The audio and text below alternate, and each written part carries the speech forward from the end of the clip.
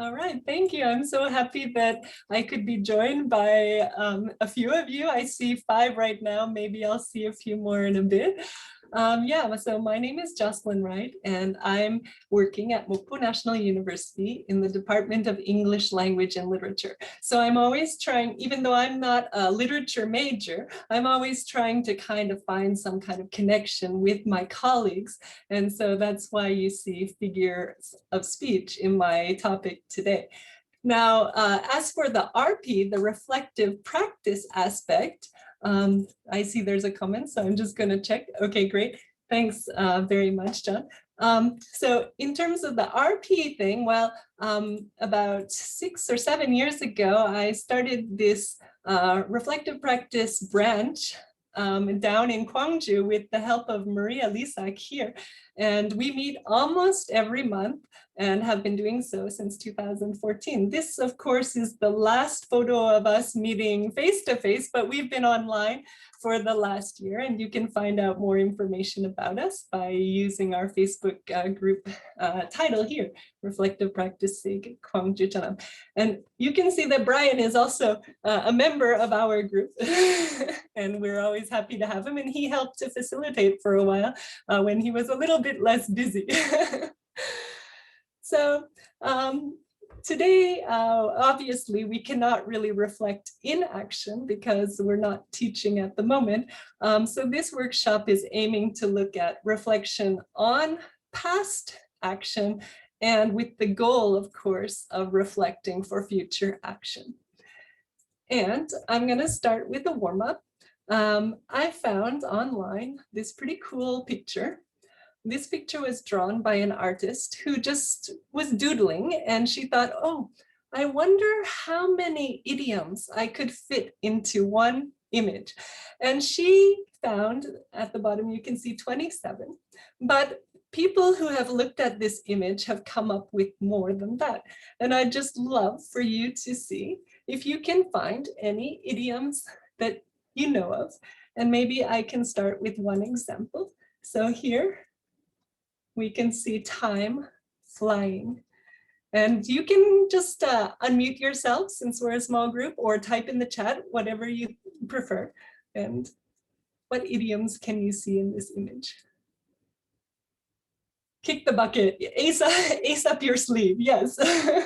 We can see the ace here. We can see the bucket being kicked. Something fishy. Yeah, there's definitely something to do with fish. Sure, there may be even more. Silver spoon. Born with a silver spoon in your mouth. Yeah, sure. Oh, there's something related to nail. Right. Nail the what? I'm not familiar with that idiom right now, but I know there is something related to that. Right, we can see something that, well, it looks like a screw, but other people have also, focused on the nail idiom. Can someone help Pinar out? Nail the neck or something like that? No. Nail. So here's the head, right? Hit the nail on the head, I think, maybe. Do you know that one, Pinar? Yes, that's why I cannot find it exactly. Yeah, that's right. Right, that's great. Yeah, another one which has a totally different meaning might be something like he's got a screw loose. Right? Yeah. Oh, a bucket of clams. I never imagined that one, and I have never heard that, Brian. What does that mean, a bucket of clams? I can't remember, but I remember something like as a bucket of clams. But okay. I don't know what the beginning is. Okay, if anyone knows, please help us. Ray, I missed your comment, but you commented about not counting your chickens before they hatch. So that must have something to do with eggs. Yeah. Right. Great. A cat has 9 lives. Okay, that's possible. We have a cat over here. We also have the cat's tongue sticking out. So how many do you think we have found so far? Not bad, right? I think we have come up with quite a few. And if we spend more time looking, we may find more. Hanging on by a thread, John commented. Let the cat out of the bag, something like that. Right, yeah. There are a few to do with cats, yeah. Yeah. Wearing your heart on your sleeve. Right, yes, wearing your heart on your sleeve. Great. All right, so this was just a warm-up, so I don't want to spend hours and hours on this, but you may be interested in using this someday or something similar in your classes, or even getting students to draw pictures with these kinds of idioms. So here, the focus on figures of speech was idioms. Before we move on, can you name other figures of speech?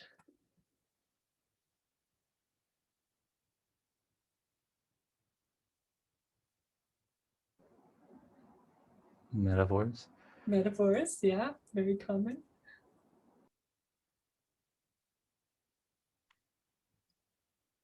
Similes. Similes, connected. Hyperbole.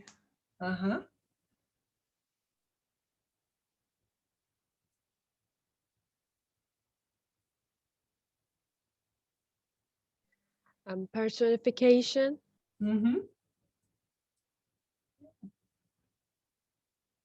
I think it's probably been a while since I don't know if anyone is a lit major here, but don't worry. Actually, I am not, as I mentioned before, I'm not a lit major either. I'm more towards the linguistics and education end.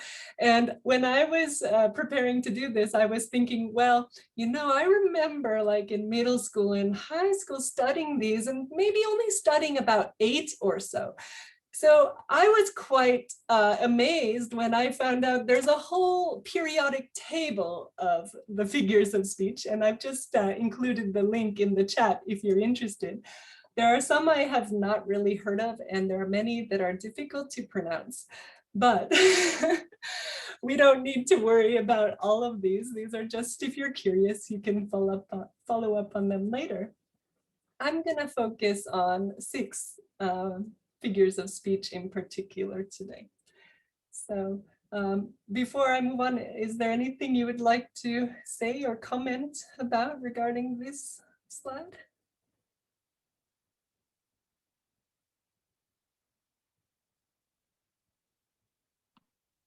It's very interesting. And recently I saw a long written piece which was analyzing Taylor Swift songs and finding I think it was probably a similar list of figurative speech in Taylor Swift songs. And I think you can find whatever famous pop star you're really into. There's probably an article somewhere finding all of these in their lyrics. Oh, that's interesting. Do you remember what song it was that they were analyzing? Oh, just all of Taylor Swift's catalog. Okay, cool. I was just thinking it's great to see all these examples all together. We mentioned a handful, but there are so many you could consider using. Yeah, absolutely. And actually idioms is not even on this list. So there must be more than this. But anyway, it is fun. And in the future, if you think that this activity is interesting or useful to you or could be applied in the classroom, you could just substitute some of the figures of speech that we use today with some of these. So there we go. So the 6 I chose for today because I thought they're kind of more familiar and could give us a common ground if we focus on 6 are these. And I've just put them in alphabetical order. And I've provided some simple definitions. When I did this workshop in January with the Gwangju group, well, there were a couple poets and literary critics in the class, so they debated one or two of my definitions. But these are quite, I think, standard, simplified definitions for each of these. And maybe we can just go through and make sure that we all agree on the definitions. A tough crowd, yes, John, yes, but they're lovely. And we had wonderful discussions and very fruitful ones because of that. So I put alliteration first in alphabetical order.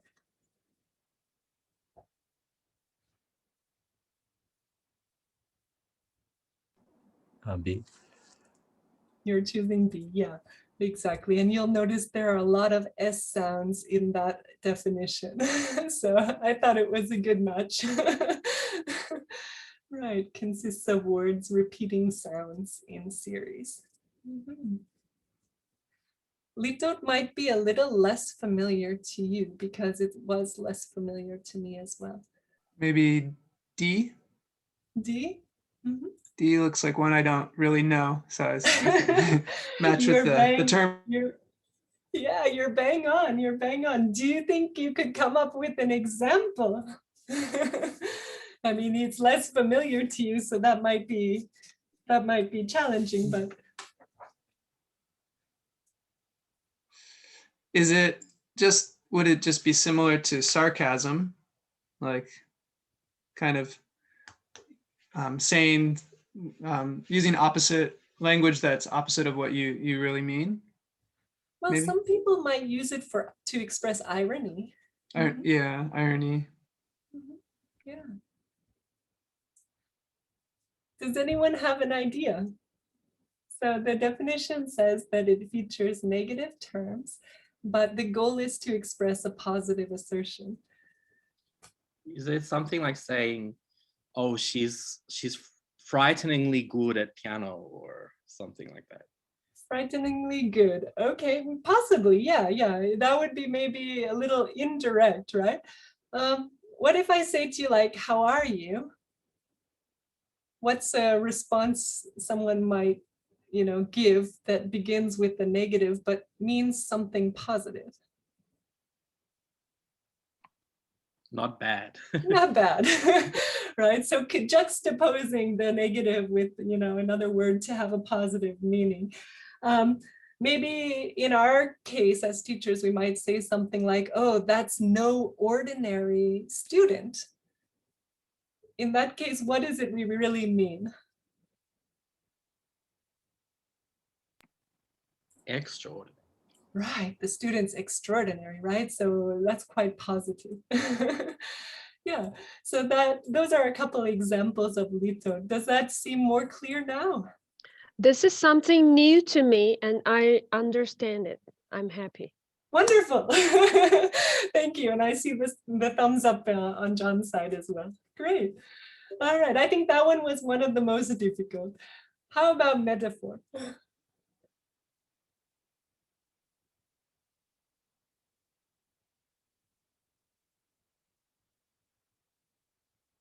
I see someone is typing F. Yes, I agree. And then we talked about similes earlier, right? So both of them compare two things that might not normally be compared. But when we use a simile, we tend to use the words like and as, whereas those are not usually present in metaphor. Yeah. How do we pronounce number 4? Onomatopoeia. It's really hard. Onomatopoeia. Yeah, especially the ending, right? Well, Yeah. I don't know. I learned that it was onomatopoeia, but we're all global Englishes, so there may be some variations on that So too. you should say, repeat after me. We should all repeat. Yeah, I could do that if I wanted to be dogmatic. Yeah. So onomatopoeia, what does that word make you think of?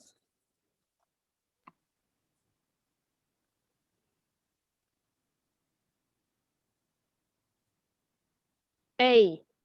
Yeah, it's really not easy to pronounce, right? So something to do with sounds, right? So instead of, hearing a sound, we'll use a word as a symbol in place of a sound. Can you think of some examples? Arf, arf.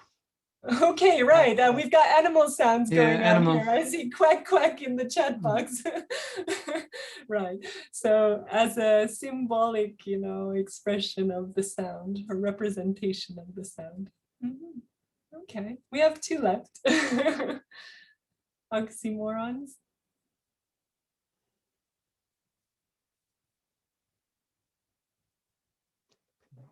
Letter E. Okay. Yeah. They tend to be like 2-word expressions. So I don't know if you've read this book. I recommend it. Oh, I read that book. Looks good. It's by Sherry Turkle, and it's related to technology. So I think it's kind of appropriate these days. But yeah, the title, Alone Together. This is an example of an oxymoron, right? That's one example. Can you think of another example?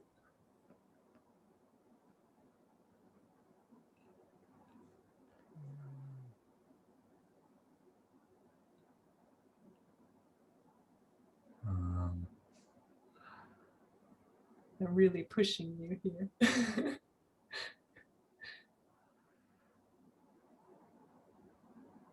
Don't worry. How about bittersweet? Bittersweet, right? Right. Yeah. Those kinds of expressions where you've got the opposite idea connected. Yeah.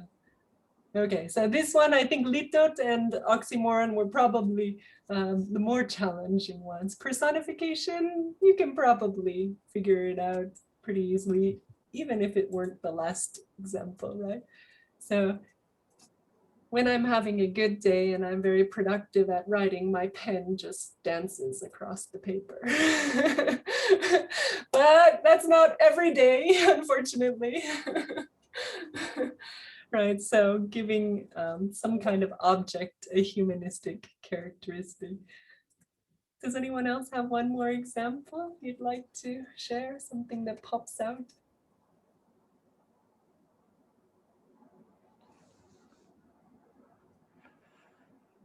Angry sea. Oh, one more time, Brian. That angry sea. In a Angry storm, sea. the ocean might be angry. Yeah, sure. And Pinar, I saw you talking, but I wasn't sure if you meant to say something to us. Actually, I talked to myself. I Okay. thought you were listening. I said the clouds were crying. The claws. Clouds, the cloudy. Clouds. Okay, the It was clouds were raining, so crying. it was raining. Okay. Maybe a bit too romantic, but Yeah, no, that's perfect. Those are perfect examples. And yeah, weather, we can personify weather or any other object. So in this case, yeah, the clouds and the sea were fighting, maybe, yes. There may be a cause-effect issue there. Right. So are all of these examples clear now? They're quite clear. Okay, some are more difficult than others, and you don't have to focus on all of them. But in the next part of the presentation, I want to focus on reflecting. Now, when I did this presentation last time, it was January. So we had just changed from last year to this year, right? And with all that, the idea of maybe being in a post-COVID, soon being in a post-COVID-19 era. But I'm not sure, Ray, where you are from. I'm from Japan, Nagoya, Japan.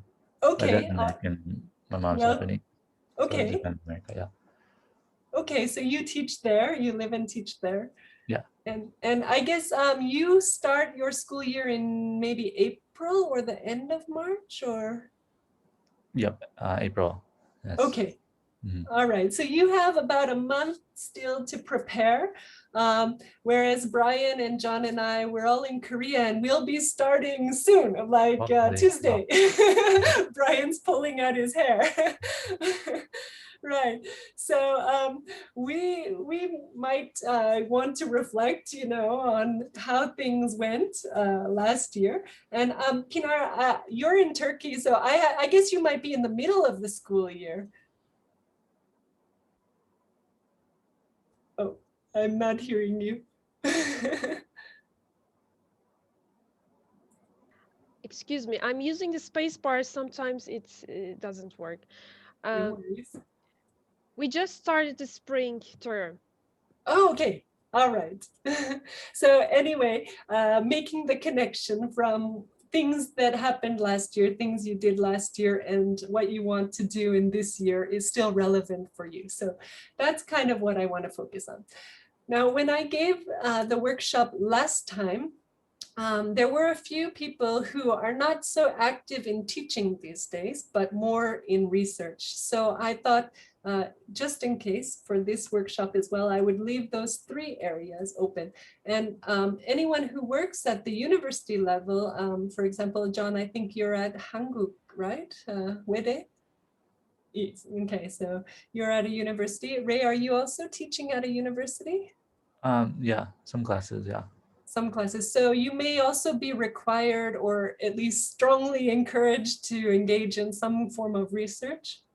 No, I have a communicative class. Okay, all Eikaiwa right. class, yeah. Okay, so that category may not apply to you, but perhaps to John and myself. So I thought we could focus on any of these areas that are of interest to us and just kind of choose some of these figures of speech and think of examples to represent our year 2020. And if you prefer doodling rather than writing, then that's okay as well. But I'd like to, of course, give you a little time to think before we discuss. And if we are only 5, maybe we don't even need breakout rooms. I assume that maybe this could be a nice number to have a discussion in. So how much time do you think you would like? Maybe 3 minutes or so? 3 or 4 minutes? You don't have to do all of them, but if you can come up with a couple examples.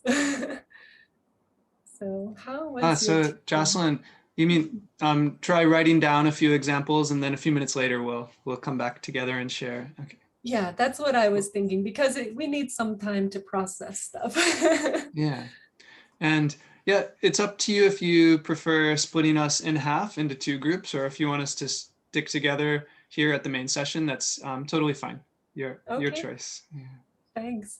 I'll leave it up to you. So first, maybe I'll let you see if you can write down or draw pictures of some things for a couple minutes, and then afterwards, let's talk about them. I'm gonna do the same.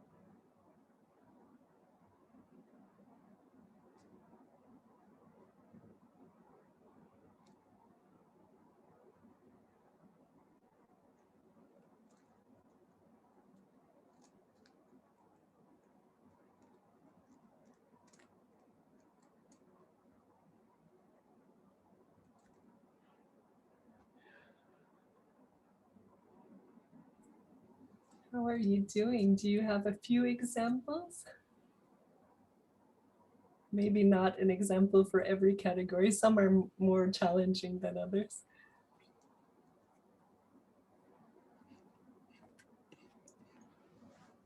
I think we have about 13 minutes left, right, John? Yeah. So maybe we could share a couple of them. And the goal here is to kind of think about, okay, so this is how I might represent 2020, but what might be some implications for the coming year? Or, you know, maybe if we can try to make that connection when we're sharing some of the examples, it will be more productive for us. As I said before, I had a lot more time when I did this the first time, but the process of reflection can still be continued after the workshop. So would anyone like to share any figure of speech that came to their minds? Yeah. Oh. Okay, great. I've got a couple hands up. Maybe, oh, good. So I see, John, you're at the top and you're unmuted. So maybe I'll go with you first. Okay, so one of them I wrote was not my worst year of teaching. Okay. So which example was that? Anyone? So that would be litot, right? Yeah. And it has a positive meaning. Yeah, for me it was, yeah, there were challenges, of course, but I feel like, especially in the fall semester with my students and my classes, we got into a pretty good groove, maybe you might say, and things went fairly smoothly for us. Okay. So are there things that you will continue to do next year or this coming year because they worked well? Yes, for sure. And actually, oh, Brian, if you have to leave, do you have anything you want to share before you step out of the session? Or is it time to go? Actually, I need to leave just this minute, so I think you should keep going. Okay. So okay. Thanks for being with us. We still it's still unclear exactly if we're going to be on campus or not. At the moment, we're starting online, and so I have a very good idea of what I would like to do if we're online. Okay. And then going back to campus would be a kind of recalibration or readjustment with social distancing. And actually in the fall for 3 weeks in November, we were on campus. It ended up being kind of a trial period of like what I've heard a structure called mirroring. Has anyone heard that term? No. Mirroring. So where if there are limits to like student numbers in a classroom, maybe half the students will be with you face to face and the other half will be remote, and there will be a live video live stream going. So you're teaching all the students, but half of them are in front of you and the others are away. So I think that's probably what would happen if we do go back to campus. And so I guess in that, I would just have to kind of figure out how to make that work more effectively for everybody, if that's what we end up doing. Wow, I wish you knew by now what you were going to be doing. They, unfortunately, our university, they want to, it seems like their approach is we want to do whatever we can to keep the students happy. And it sort of feels like they think coming onto campus as much as possible is the way to go. I guess I imagine that's their strategy, you know. And so they're just hoping that the social distance level will decrease down to 1.5 in Seoul. And then if that happens, then half of the students could be on campus. So it is, it's unfortunate. We have to have two things ready at the same time. We're ready to be online and we're ready to transition to this mirroring structure. But yeah, I'll let anyone else, maybe Pinar or Ray, why don't you share? Shall I, Ray? Okay. I have a sentence like COVID-19 worked really hard on humankind. Okay. So this can be an example for personification. Uh-huh. Mm-hmm. You know, working hard, and this is, you know, the real situation we have been through. And another one I have again for 2020 is, I'm not sure if it's gonna be a metaphor. 2020 was a real bloodsucker. Oh yeah, definite metaphor. Metaphor. Okay. And one more I enjoy. I'm glad. I think this is for the one that we cannot pronounce very clearly. Onomatopoeia. Onomatopoeia. Yes. As teachers, for us, we have some new onomatopoeia. You know, cameras on, off, on, off. Can we use this for this? You know, mics on and off, on and off. Maybe, you know, we use it for maybe 100 times in the day. So I thought this can be an example for that. Okay, yeah, so maybe we would be hearing like a clicking sound or tapping sound or something like that, which is symbolic of this gesture. Yeah, the clicking sound, I think, should be, if I'm not wrong, this is just my opinion, for alliteration. Oh, Click, click. okay, Maybe. so when we use the word click, right, this is representing the sound that we make.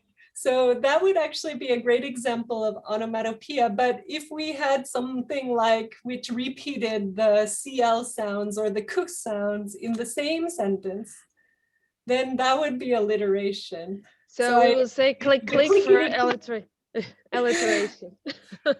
Yeah, right. If we had like the clickety click of, you know, the yeah. mouse, right? That might be more alliterative. Yeah. Yeah, okay. Thank you.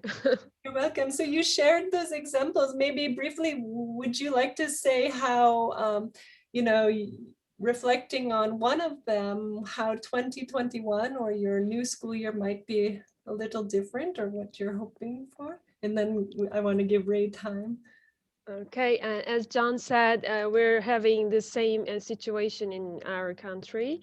Actually, we just started, but the problem is one night the students are ready to go, for example, the following morning, but suddenly we have a message and we are locked down again still. So the government is still working on it, of course, as in the world. For example, I have two daughters. One of them is 8th grader, and she's getting prepared for a high school exam. So they're allowed to go, but right now we're hoping for my other daughter's class, which is 5th grade. So this term, they're doing their best. They're going to school maybe 2 days a week at least. For myself, this year has been an advantage for me, which may sound weird, because I had some I took some new decisions, and I am mostly gonna be involved in professional development and as a teacher trainer. So this is my new goal. I'm not planning to go back to school again. So this Okay. is my plan for this new year.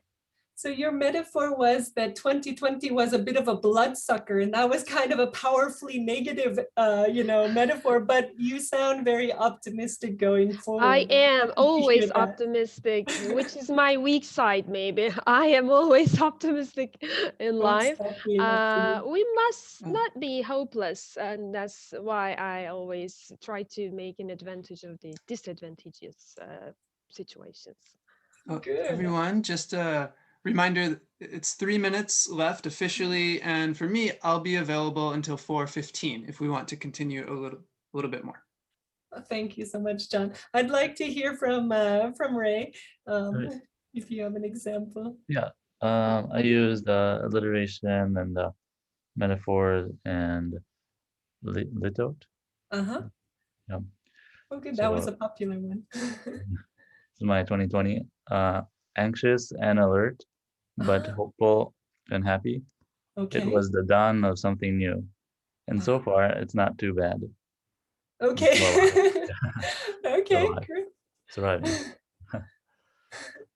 So how do you feel about 2021?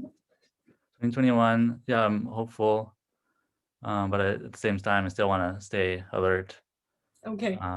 Yeah, a lot of the classes are going to be face to face. Oh, really? Some of them Okay. already are, Okay. and so far there hasn't been any cases yet.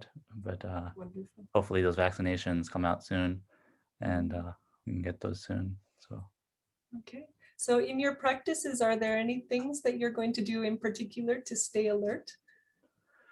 well, social distancing as much as possible, opening the windows, always washing my hands, and yeah, that's pretty much it. And hoping for the best, and not going out much. Mm-hmm. Well, I hope it does go smoothly. Like John, we had 3 weeks in November that were face to face, and they were absolutely wonderful until the one case of COVID got detected on campus, and then it was panic and shutting everything down instantly. So I really hope that your experience will be much more calm and relaxing and without this kind of crazy incident. Yeah. Well, I don't want to go over time unless you wish to stay longer, since John has graciously allowed us an extra 5 minutes. But I just wanted to say, yeah, thank you very much for sharing your examples. I hope that, this is a starting point. If we can come up with some figures of speech that reflect our experiences and our emotions from the past year, we may be able to work with those and then see, okay, what can we do differently this year so that it will be more positive or more calming or more successful in some ways. Yeah. So that's all I had for today. Oh, thank you so much, Jocelyn. This was really very interesting. Yeah, I'm really happy I could be the host and a guest attendee too. And yeah, I was just thinking I definitely would like to try something similar with my students for sure. Because I think I often just say, let's be positive, let's focus, let's be optimistic and don't worry. Of course, it's been negative, but something like this, there's a creative way they could express how it has been difficult or negative for them. So I like that a lot. Right. Like I expected many people might go for the automatopoeia and say like, oops, or oof, or, some kind of, dramatic sound to just represent that. And yeah, it's also a way of just letting our emotions out a little bit in a safe space. And I think we have all these emotions inside of us because last year for most of us was really hard. Yeah, absolutely. Great. Pinar or Ray, any final thoughts or questions for Jocelyn? Yes. Thank you so much. My pleasure. Jocelyn, it was really tough, but so enjoyable. I really like that. And if you don't mind, if you are okay with that, could you share the slide Sure. with me or with everyone? Yeah, sure, I could do that. And maybe, do you want to send me your email or something? Or you sent me already, but if anyone else would like to. Yes, you've got my email address. Thank you so much. Yeah. It was great. You're welcome. And you may just want to focus on one figure of speech at a time because 6 might be a bit challenging, but I thought some people could be bored if it's too easy. So and for everyone, there is a place where you can, and somewhere on Discord, I believe, and unfortunately I can't tell you specifically, but if we look around, we could find the recording of this presentation and also the slideshow copies from other presentations as well. So if you, there are spaces where the materials are available for us. And maybe just before we go, Brian did comment, he had an alliteration example. The year was sodden, slippery, and treacherous underfoot. And then something else, I'm not sure if it's connected or a new example. My path snaked slowly along, it sounds like alliteration, and then turned quick corners, tossing me onto craggy paths along corroded cliff edges. Oh, it's very imagistic. I kept my eyes down and held on tightly. I think that's also lovely and creative, and I didn't want to miss that. Great. So, thank you so much, everyone. And again. yeah, there are a few more sessions if you're available and interested, or else I hope you had a great time during the whole conference. I certainly did. Me too. And it was so nice meeting you here today. And thanks, John, for moderating. You're welcome. All right. Goodbye, everyone. Good luck this year. Upcoming year. Thank you. Yes. Thank you. Fighting, as we say in Korean. Right, fighting. Thank you All so the much. Goodbye. best.